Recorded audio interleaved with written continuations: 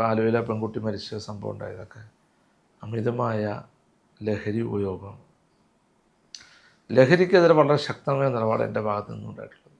അപ്പോൾ ആ കുട്ടി മരണപ്പെട്ടത് ലഹരി ഉപയോഗിച്ച ഒരാളാണ് ആലുവ മാർക്കറ്റിൽ, അറിയാലോ.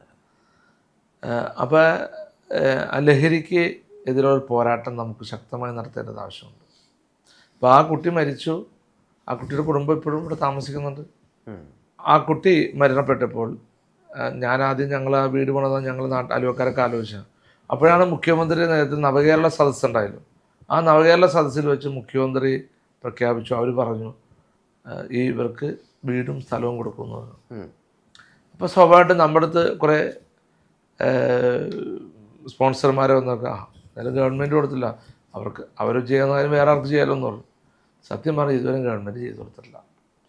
ഇപ്പോൾ ഇത്ര വർഷമായിട്ട് ഞാനാണ് ഇപ്പോഴും അവരെ വാടകയ്ക്ക് എല്ലാ മാസവും വാടക കൊടുത്ത് ഞാനാണ് താമസിപ്പിച്ചത്. അപ്പോൾ അതൊക്കെ നമ്മുടെ ഒരു മാനുഷികമായ പരിഗണനയാണ്. സർക്കാർ പറഞ്ഞ കാര്യം ഇതുവരെയും ചെയ്തിട്ടില്ല. അതൊക്കെ ശരിക്കും സർക്കാരിൻ്റെ ഭാഗത്തുണ്ടായ വലിയൊരു വീഴ്ചയാണ്.